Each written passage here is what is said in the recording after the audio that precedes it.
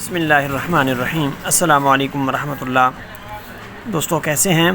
حکیم ابو بکر ساجد آپ سے مخاطب ہیں۔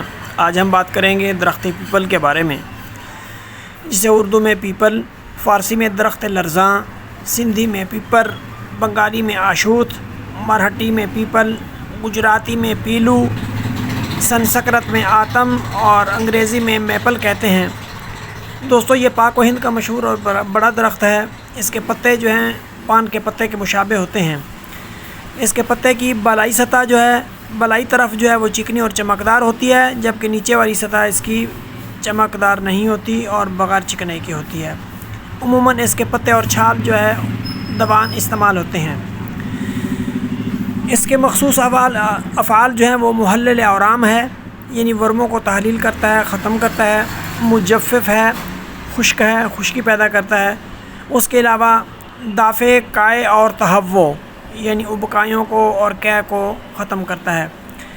محلل اورام ہونے کی وجہ سے اس کے پتوں کو گرم کر کے پھوڑے پھنسیوں کے اوپر یا ورم کے اوپر باندھتے ہیں، جس سے ورم تحلیل ہو جاتا ہے۔ پھوڑے پک کر پھٹ کر ختم ہو جاتے ہیں، یا ویسے ان کا ورم تحلیل ہو جاتا ہے، پھوڑے پھنسیاں ختم ہو جاتی ہیں۔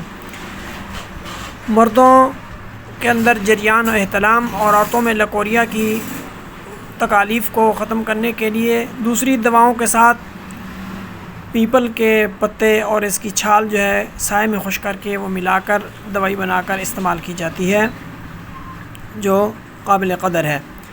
اس کے علاوہ اگر قے کی شکایت ہے، ابکائیاں آ رہی ہیں، معدہ خراب ہے، کام صحیح نہیں کر رہا، تو اس کے پتوں کو یا اس کی چھال کو پانی کے اندر ابال کر اور اس کو چھان کے وہ پلایا جاتا ہے، یا اس کی چھال کو جلا کر اس کا جو کوئلہ ہے اس کو پانی میں بجھاتے ہیں، پھر اس پانی کو صاف کر کے چھان کے وہ مریض کو پلاتے ہیں، جس سے ابکائیاں اور قے وہ ختم ہو جاتی ہے۔